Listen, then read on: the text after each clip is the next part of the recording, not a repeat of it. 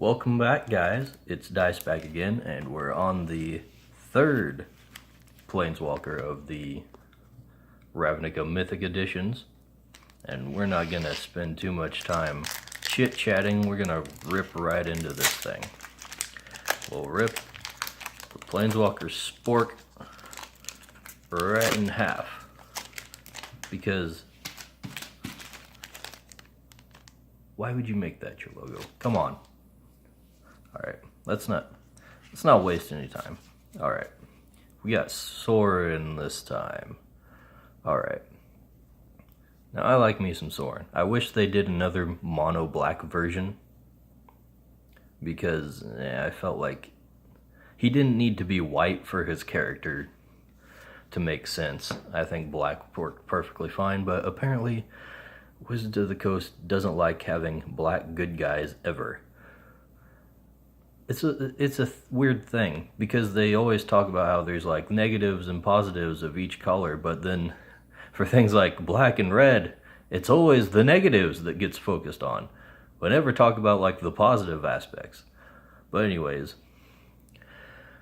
this, I'm kind of torn on how this looks. Like, Sorin stands out pretty well from the background because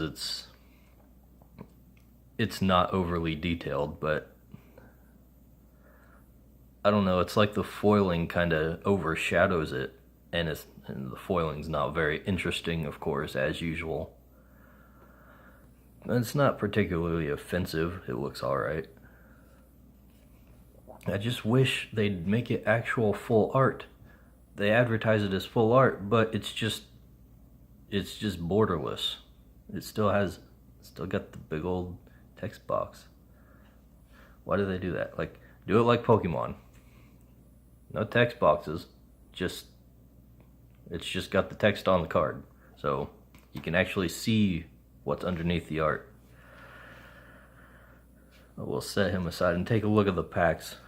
Now, let's not get too in-depth about this stuff. This, prying eyes. Oh boy. 6 mana, draw 4 cards, and discard 2 cards. So it puts you up 1 card. That's what we get for, that seems really weak. Deals 1 damage to each player. That's alright. That's actually probably meant to be used to trigger, what's it called? The Rakdos thing. You know, the Rakdos thing where you have to deal damage to activate it? They had they had a goblin like that when they brought back, what was it? Bloodthirst or something? It was pretty good. Noxious Grudion. Okay. He's alright.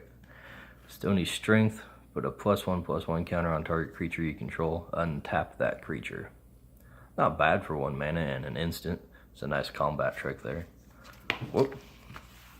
Getting ahead of ourselves. Dead Revels. Yeah, that's the mechanic Spectacle. Now, I gave him praise in like the last 2 videos because I was like, oh yeah, it synergizes with the Rakdos mechanic from the first Ravnica. But that's not the Rakdos mechanic. I was wrong. That was the Gruul mechanic.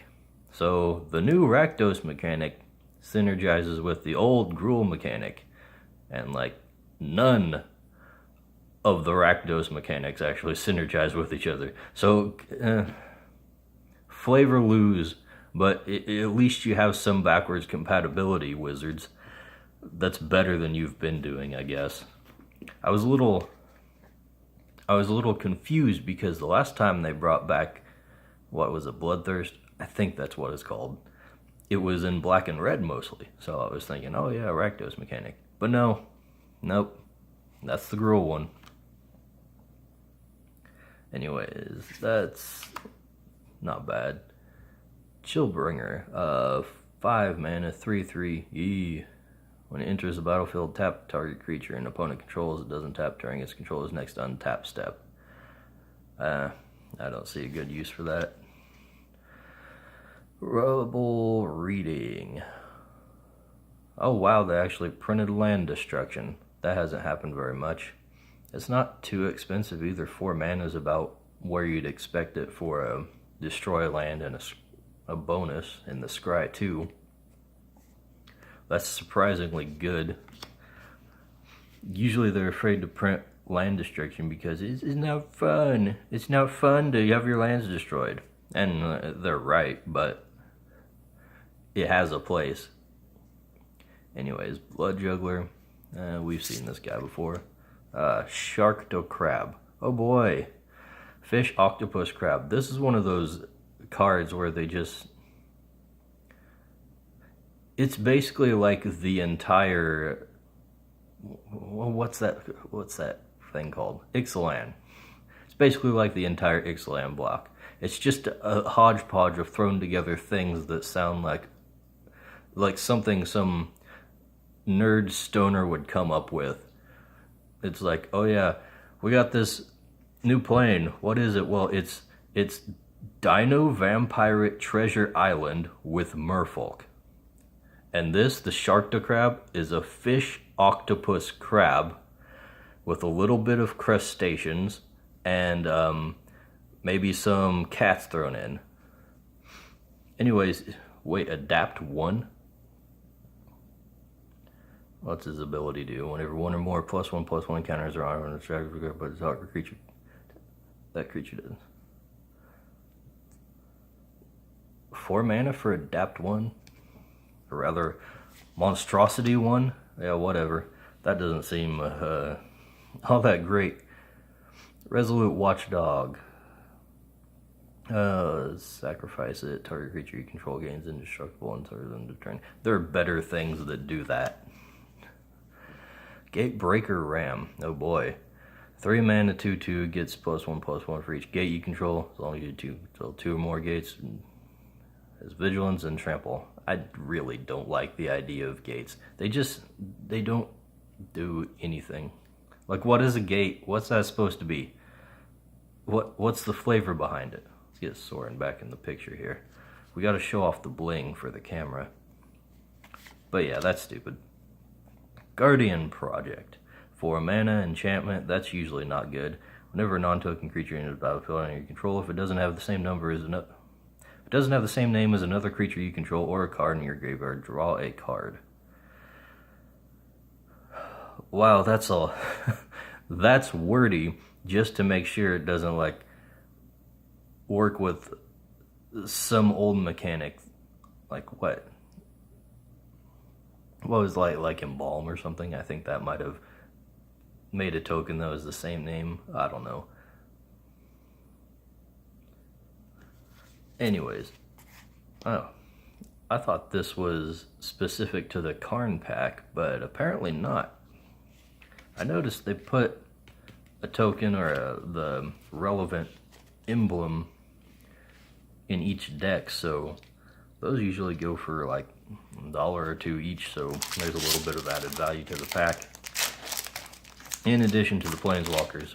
And next one, Twilight Panther. 1 mana, 1/2, gains Death Touch for a black. That's not bad for 1 mana, considering it's a common in modern Magic. Let's see, Saints Row Savant, we've seen this one. What about Recluse? 6/5 for 5, attacks each combat if able. If he had Trample, then we'd be talking, but let's see. Giant Growth, but for 2, no thanks. Footlight Fiend. Yeah, I've said before, this guy is not bad. 1/1 that deals 1 for 1. And the Lockets, of course. Not much to say about them. They're pretty boring. They're probably one of the least interesting mana rocks you can get. Frenzied Airings. I think we might have seen this. Riot. I don't like Riot. It's funny because the Rakdos mechanic in this set synergizes with the Gruul mechanic from the first one. But then this one, for the Gruul mechanic this time, it resembles the Rakdos mechanic from the last time. It's like they can't get like a consistent design space to each to each group. I don't get why it's so hard to do that. Wow. 6 mana for +3/+0? Nah. That's an awful lot. What, another locket? Whatever. Wrecking Beast. Picture kind of makes it look like a chicken or something crashing through. And it's another riot guy. 7 mana for a 6/6. Whatever. Nothing interesting there. You can't cost something that high and give it like just standard power and toughness. It doesn't really work. Senate Courier. 3 mana, 1/4, blah blah blah. That's boring and useless. Archway Angel. Is this a play on Archangel or something? I don't know. Anyways, it's another one of those gate things. The gates only make sense when other cards refer to gates. It's what you call parasitic, as they used to say. It's like the legendary subtype. They'd made a whole block where they just tried to they made legendary tribal, but none of it actually interacts with the legendary mechanic. So it's like, why is it tied to legendary? Freaking Dominaria. Anyways, Mortify. That is it's a reprint, so it's good. That's how we know. If it's not original to this set, it's probably an alright card. And the art's actually pretty interesting. I like that. I need to get some nice, more abstracted art for Domain or something. Blood Mist Infiltrator. When it attacks, you may sacrifice another card. I've never been fond of the when you do a thing, you can sacrifice a thing mechanics. Oh boy. Split cards that nobody likes. What is this? Repudiate, and replicate? I feel like those don't really go together in any sense. Anyways, counter target activated or triggered ability. Seems really weak for 2 mana. Or 3 mana, create a token that's a copy of target creature you control. That's actually like not a bad, what do you call that? Like a clone type of card. That would actually make a decent card on its own, I think. Might be a little costly, but I don't know. Clone effects are kind of weird. And a beast. We don't need to do that. We'll just leave him in the pile. And on to the last pack of this one. Is this man or woman? Is this man or woman? I don't get it. It's not just a case of too much eyeliner or something on those guys. It's a little weird. And we've seen this guy, we've seen this guy. We're getting a lot of common duplicates now. Natosaurus can block an additional creature for each combat. 5 mana, 3/3 with Afterlife. I know it gets extra value for having Afterlife, but come on. Those effects aren't worth that much mana on that kind of a body. Slimebind, these cards never see play. I mean, why give it -4/-0 when you could play a black card that actually reduces its toughness and probably kills it? Not much point. Gift of Strength, more boring stuff, but like Fiend, we've seen it. Search your library for a basic land or gate card, reveal which one in hand, and shuffle your library. Yeah. Nothing good. And Consigned to the Pit. Oh boy, it's another one of these. Well, I was going to say the next time there is one that I wanted to rip, I need to preserve at least one for posterity, to put in a binder so I can flip through it and see oh, I've got a full set almost. So we're not going to rip this one. It sucks, but we're not going to rip it. Imperious Oligarch. 2 mana, 2/1, Vigilance, Afterlife 1. That's actually fairly efficient. The power toughness is not great, but I mean, like, if this was in some kind of aggro control style deck where you want to protect yourself from removal and stuff like that, that'd be pretty good. Plus, the spirit with flying is not a bad trade-off for the 1 power. Act of Treason. Can't we get another one of these variants? Like I said, Mark of Mutiny. Give us Mark of Mutiny for once. Orzhov of Racketeers, 5 mana, 3/2. Whenever it deals combat damage to a player, that player discards a card.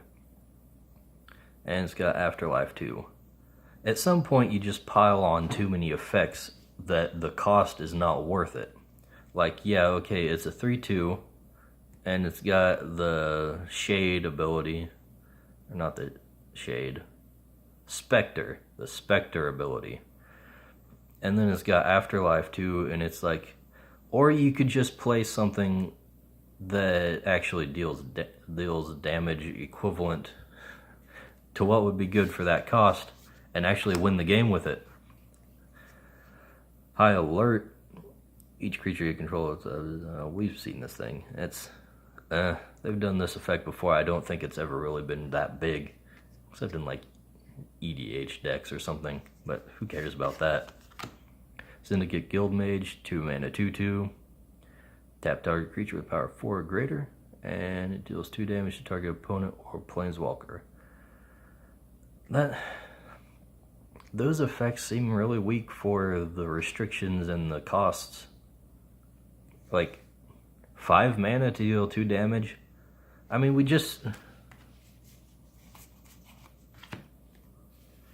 this guy deals 1 damage for no cost every turn. Like, what? Is that really worth it? I don't think so.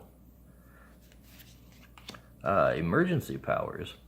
Not familiar with all these things. This might be a good one, might not be a good one. 7 mana seems like an awful lot, but then again, Standard is so depowered these days that you might be playing it. Anyways, it's an instant. Each player shuffles their hand and graveyard into the library, then draw 7 cards. Exile emergency powers. If you cast it during your mid phase, you may put a permanent card with converted mana cost 7 or less from your hand onto the battlefield. I assume that happens after the draw and shuffle, since it's after that on the card. I don't know. I think that's how it works. We're thinking here. Anyways, it's I think we've seen better versions of that. Usually that effect is like in red these days, but I don't know. That seems like a lot, I guess. And it's symmetrical, so your opponent, yeah, I don't really see it being worth 7 mana in most cases. Whatever. That'll be it for today, I guess. We got a nice shiny little Sorin here, right in Skeletor's nose. And thanks for watching, everybody. Leave me some feedback. Tell me what you think about the way these things look. What you think Wizards should do in the future with products like these. And what do you think about the direction of the recent sets? And also, I've got my own game I'm working on, Domain. It's Magic-ish like, and there'll be some videos in the description that you can check out to see what it's all about. And I'll probably be making more in the future because some of the things are changing with it. So, I'll see you guys later.